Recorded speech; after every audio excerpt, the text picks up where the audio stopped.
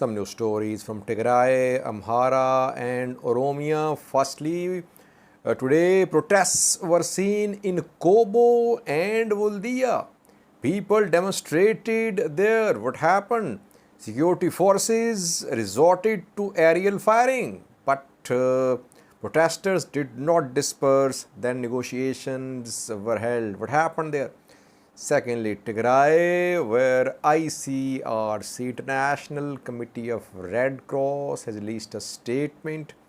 It's about ambulance service in Tigray, which has been suspended. Why was it suspended? And lastly, several key updates on the ongoing Ethiopian government's military operation against Oromo Liberation Army. We reported about Sidama and Somali regional forces that they have become part of the fighting. Now a third region is being discussed. It is in the news. Its forces engaged Oromo Liberation Army today in Oromia. Four major updates regarding the ongoing Ethiopian government's operation against Oromo Liberation Army. Firstly, viewers, Qobo and Woldia, people took to the streets there. Demonstrations were seen in both Qobo and Woldia. What happened there? Some Fano members were arrested yesterday.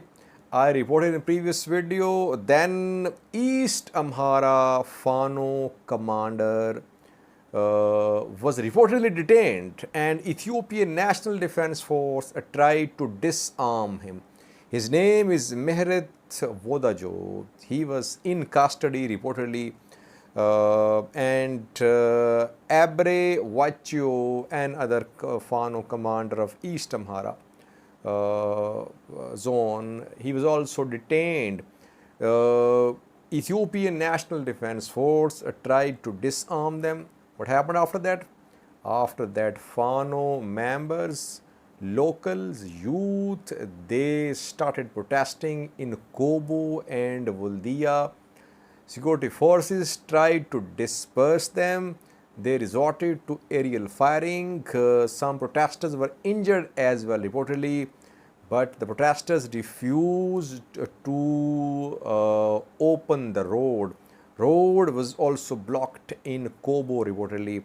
Then Ethiopian National Defense Force intervened. It released Mehret Wodajo, East Amhara Fano commander.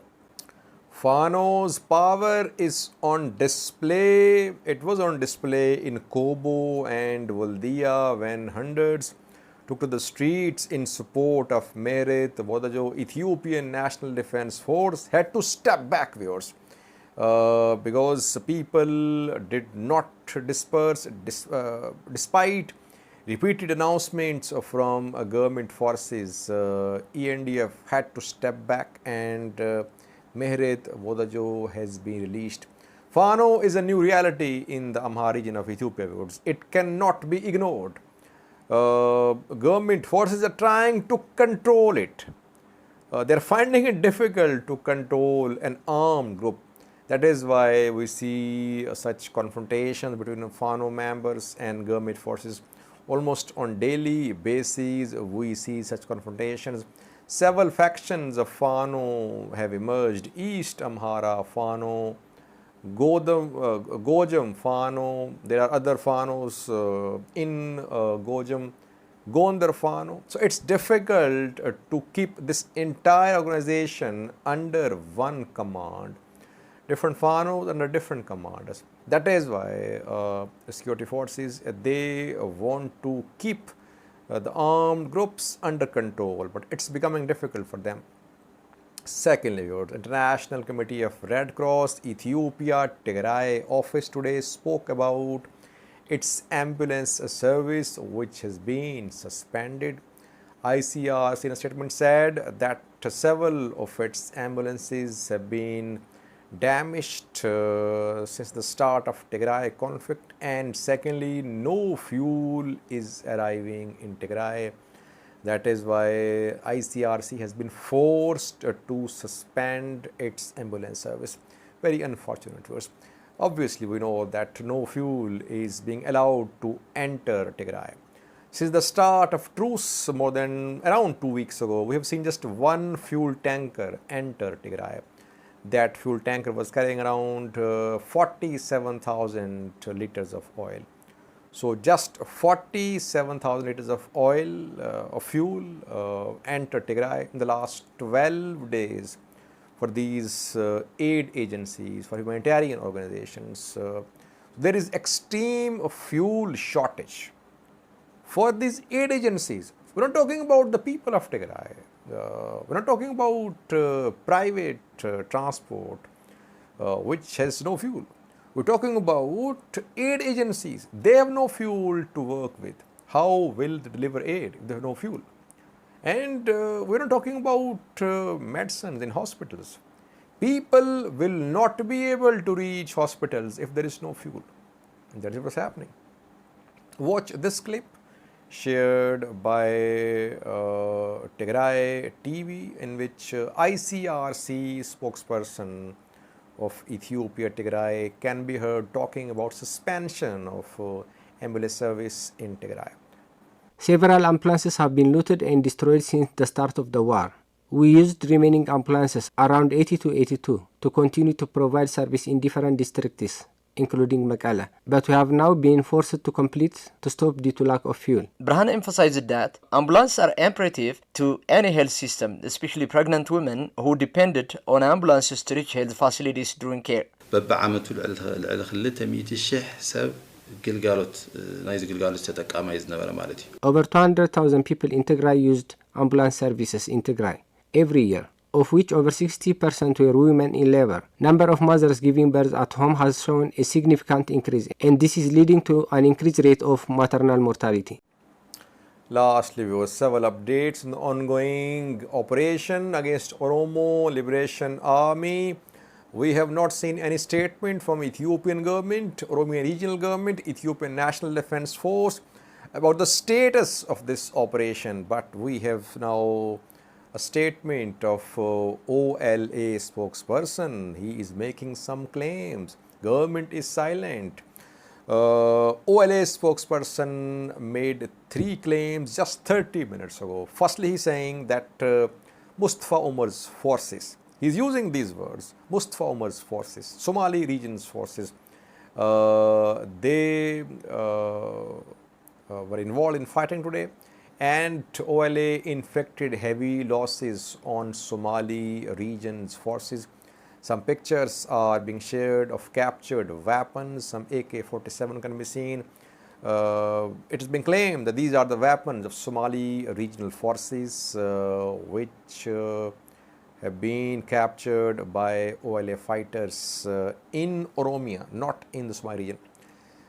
And secondly, a picture is being shared of a vehicle of the Somali region, which has been seized by OLA fighters. You can see the pic on your screen. This is the picture of a vehicle which is owned by the Somali region. Reportedly, it's an ambulance, it is being said. It's an ambulance of Falto district of the Somali region, but it is now under the custody of OLA fighters. Where was this ambulance captured? Was it captured in the Somali region? Was it captured in Oromia? This ambulance shows that did OLA fighters enter Falto district as is being claimed by some pro-Somali government accounts? Did OLA fighters enter Falto district to snatch this ambulance? Or was it captured inside Oromia, as we know that Somali forces are allegedly fighting in the Oromia region of Ethiopia? Second claim by OLA spokesperson is that SNNPR police is also involved, and SNNPR special police members, they crossed into Oromia from SNNPR. They crossed into Oromia from Jirga Shafe, and fighting occurred at Kadida between OLA and SNNPR forces. OLA said the SNPR forces, they retreated back into SNNPR. So a third regional force is now in the picture.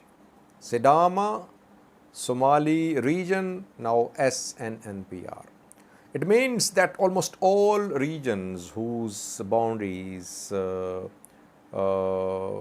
Oromia region shares with, they are involved in this war. In defensive or offensive deployments, they are on board regarding this operation. They are trying to seal Oromia, and they are conducting some offensive operations against OLA.